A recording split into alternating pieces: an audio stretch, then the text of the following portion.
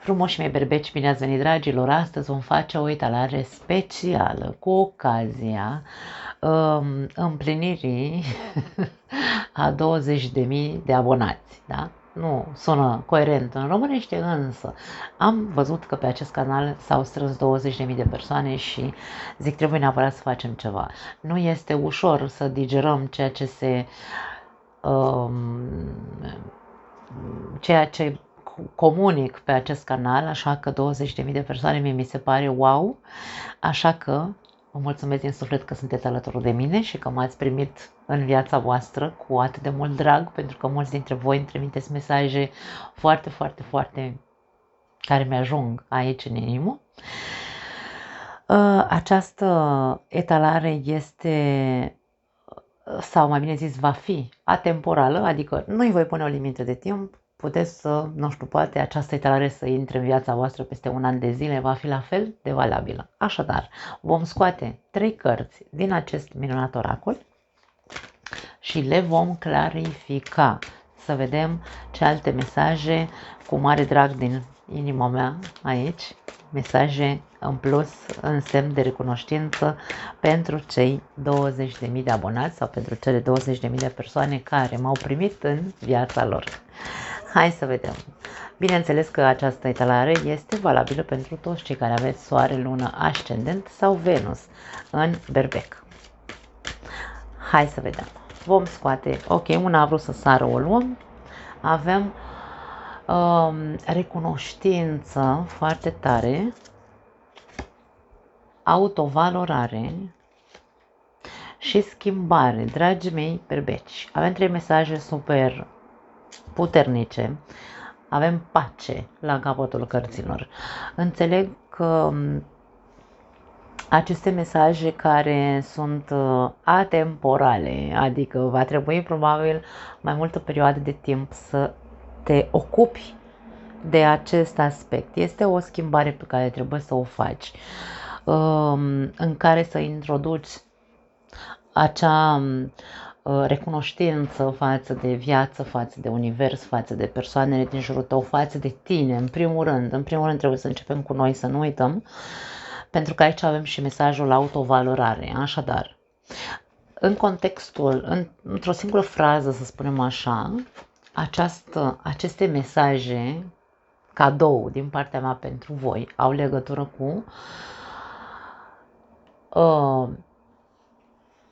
în momentul în care învățăm să fim recunoscători pentru ceea ce suntem, așa cum suntem, că poate unii dintre noi suntem căpoși, sau poate unii dintre noi suntem mai egoiști, sau poate unii dintre noi suntem mai, nu știu, de ce nu mai agitați, nu contează cum suntem, da? Să ne simțim într-un fel sau altul binecuvântați cu darurile care ni s-au dat în această viață. Când suntem recunoscători și înțelegem că trebuie să ne acceptăm, bineînțeles, nu să ne acceptăm, să zic eu sunt așa și nu vreau să fac nimic, Doamne, să-mi schimb. Nu, îmi accept, hai să spunem, mă accept în totalitate, așa cum sunt, fac schimbările, sunt și deschis să fac schimbările necesare pentru a mă transforma, da? Transformarea începe întotdeauna din interior. Aceste mesaje, am spus într-o singură frază, dar m-am învârtit așa cumva între cuvinte. Nu este intenționată această învârteală. Sunt mesaje care eu le dau drumul să iasă așa cum simt că vor să vină, însă aș spune că, într-o singură frază, aș spune că dacă berbecul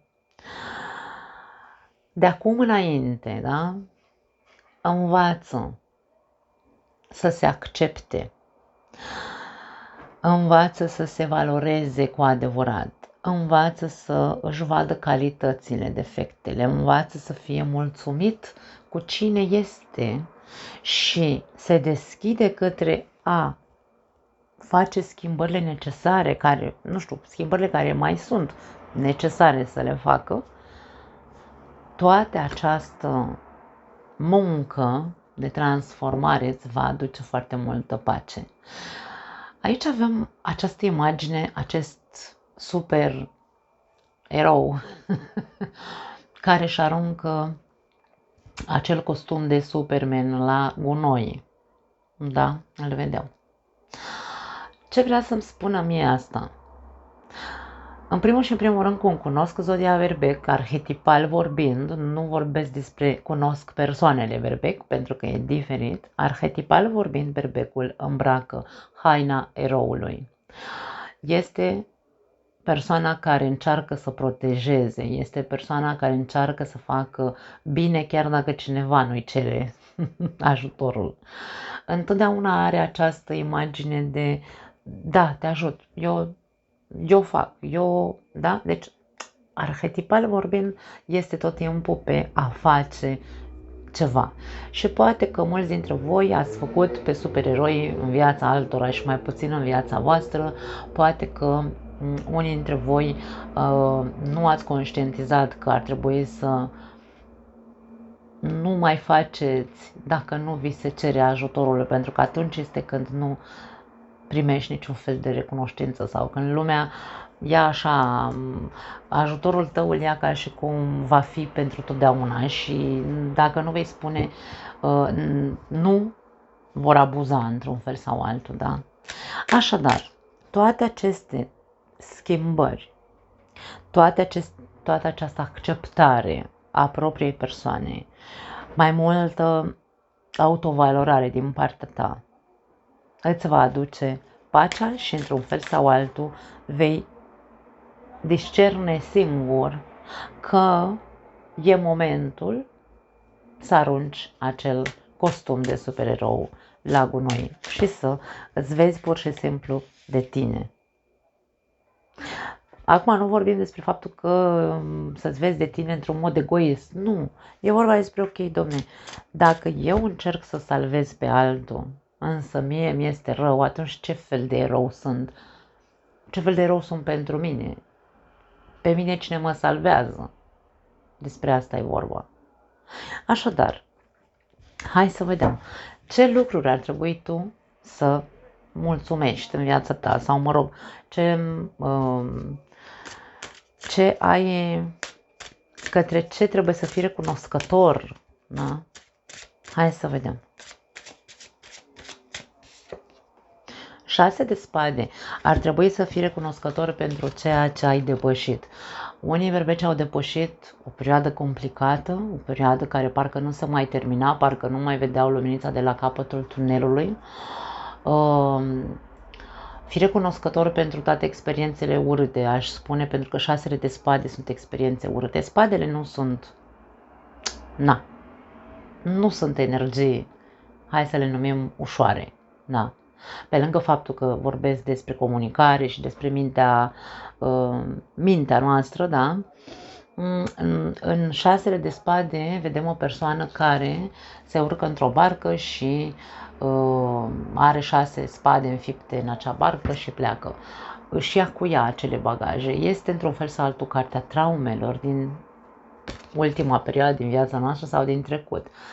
Și aici vorba despre fi recunoscător pentru toate evenimentele urâte care te-au învățat ceva. Este imposibil să nu fi învățat ceva din experiențele pe care le-ai avut.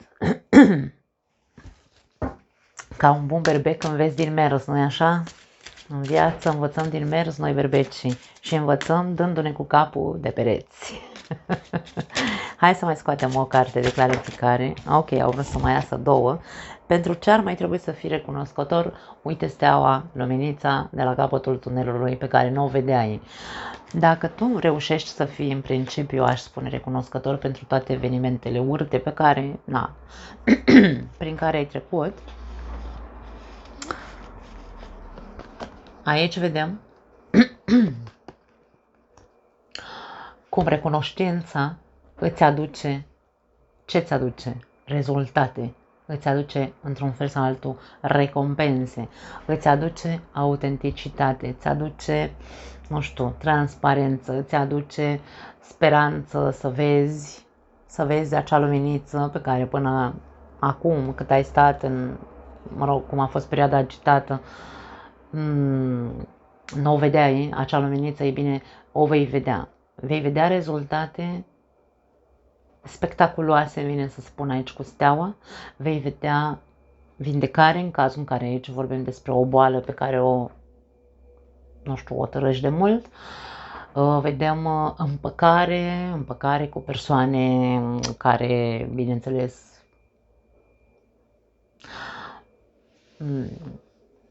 merită, să zicem, într-un fel sau altul, da? Vei vedea mult mai multă, vei vedea viața cu mai multă claritate, vei avea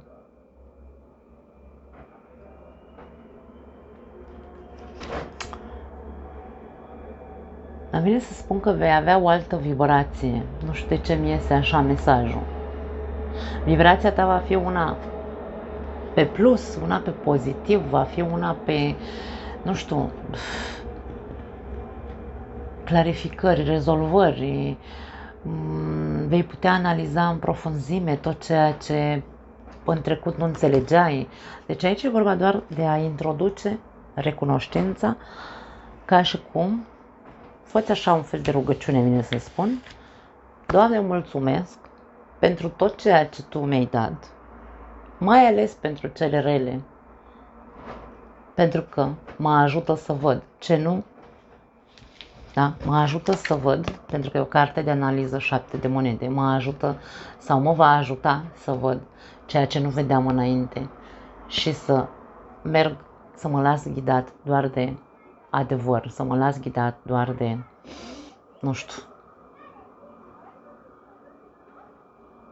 mă las în mâna Ta să mă ghidezi.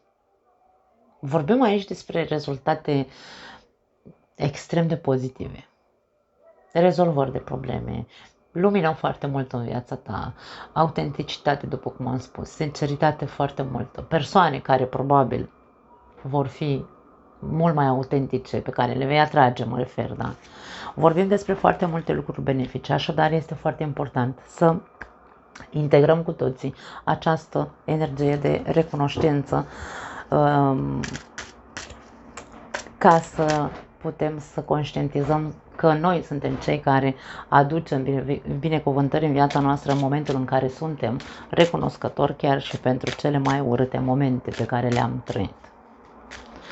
Hai să vedem autovalorarea, să vedem la ce se referă. În principiu este un mesaj de respect și iubire de sine. Hai să vedem cu ce vine.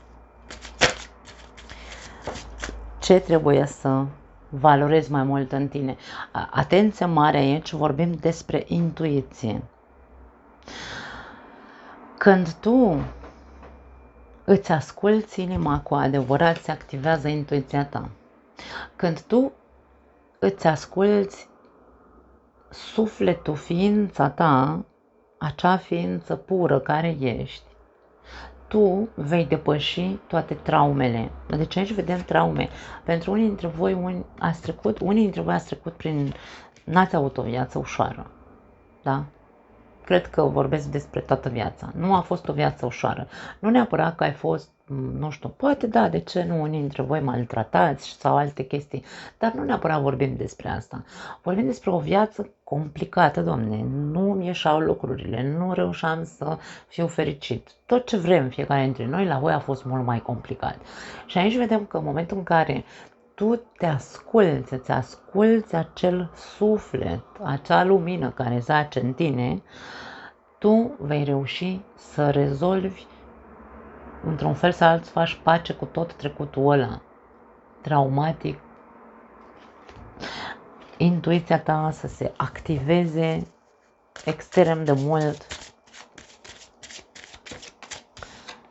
Și 8 de cupe și să lași totul în urmă. Într-un fel sau altul, mie vine să spun că e vorba despre o transformare totală în ceea ce privește mulți dintre berbeci.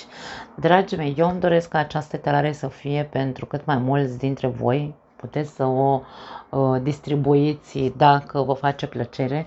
Eu aș spune că berbecul, dacă face acești, hai să-i numim 3 pași, da? Pentru că 3 cărți, 3 pași, 3 cadouri din partea acestor minunate cărți care mesajele vin prin mine, le traduc eu. Aici vorbim despre dacă tu introduci recunoștința, iubirea aia de sine într-atât încât să-ți asculți sufletul cu adevărat, tu vei fi capabil să depășești tot ceea ce te-a întunecat, tot ceea ce ai suferit, tot ceea ce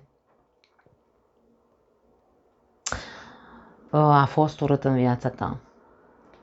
Și bineînțeles, dacă introduci acest proces de transformare, schimbare, ce mai ai nevoie să schimbi, acum vom cere informații să vedem ce trebuie să mai schimbe berbecul.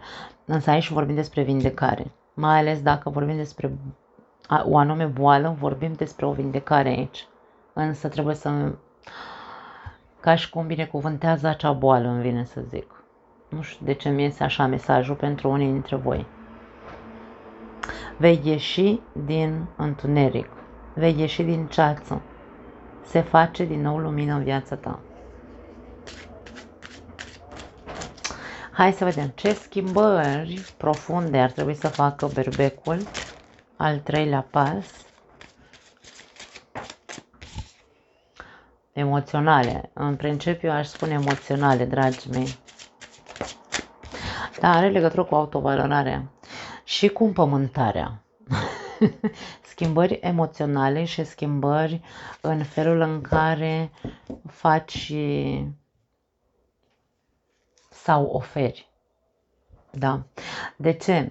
Pentru că aici aveam ce trebuie să mai schimbe berbecul, ce schimbări profunde are nevoie să facă. Cartea Moartea nu este o carte de schimbări superficiale, ca să ne înțelegem, știm de câte ori apare. Eu mereu spun același lucru, este o transformare radicală.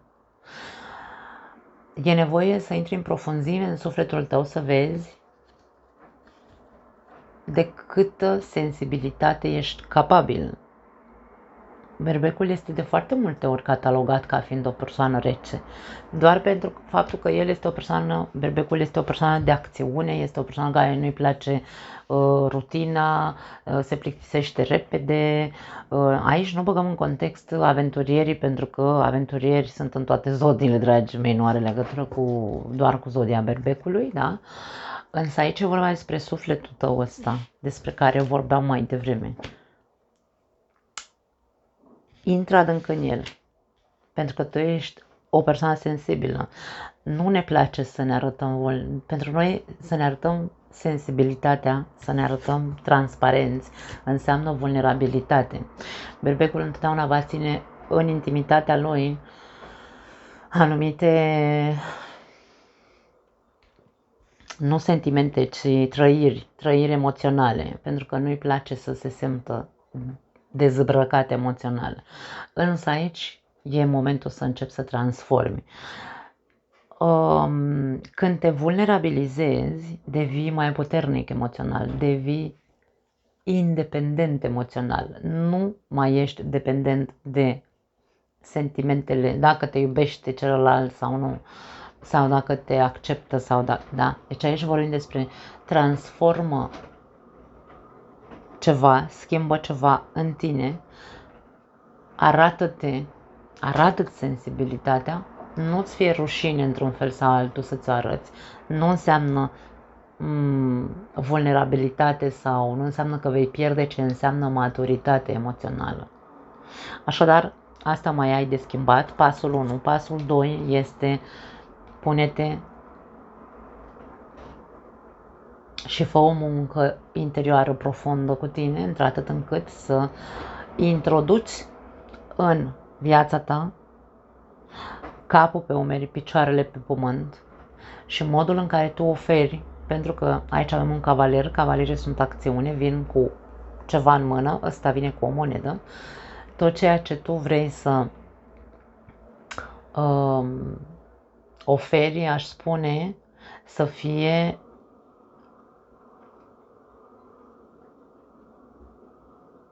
întâi trecut prin filtrul realității. Adică, dacă eu vreau să fac un cadou cuiva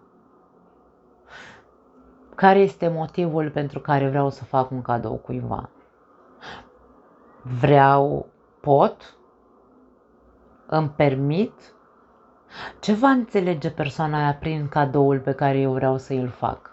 Pentru că aici, da? Deci aici e vorba despre, trebuie să te responsabilizezi, de aia spun picioarele pe pământ, capul bine mobilat, cum mai zic eu, motivul pentru care vrei să faci ceva pentru cineva, care este? Întreabă-te întotdeauna, fii foarte realist, introdu în viața ta această energie de realitate. Dacă vreau să fac ceva, care este motivul pentru care vreau să fac acel ceva? Ce beneficiu îmi poate aduce? Ai nevoie să faci transformări pe aceste două planuri, din punct de vedere al realismului și a concretului. Dacă tu vrei să faci, nu știu, dacă vrei să faci un proiect, pune-te și fă, vrei să faci ceva, ai un obiectiv, pune-te și fă și perseverează, pentru că partea, hai să spunem așa, manifestarea într-un fel sau altul negativă a berbecului este faptul că dacă nu vede rezultate rapide, renunță la ceea ce visa. Nu, aici nu e vorba despre asta, aici e vorba despre introdu, da? Transformă, schimbă acest lucru în tine, introdu în viața ta determinarea. Nu mă las, mă duc în continuare chiar dacă întârzie să apară, nu încetez să fac pași, da? Nu contează când vor veni rezultatele, important este să continui să faci pași. Nu te opri niciodată când ai de făcut ceva personal în ceea ce te privește. Hai să vedem această pace, pentru că îmi place ce văd. Ce vrea să ne spună acest mesaj sau ce fel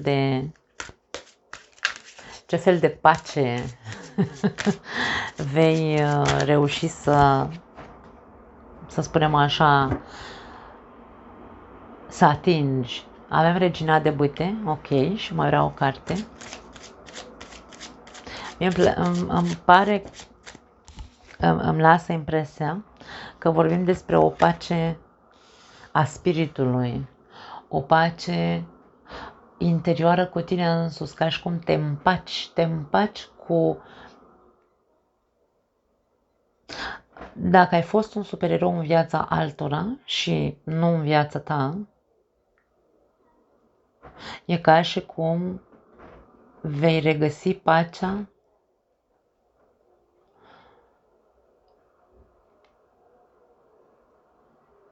în legătură cu acele lucruri pe care le-ai făcut ca supererou.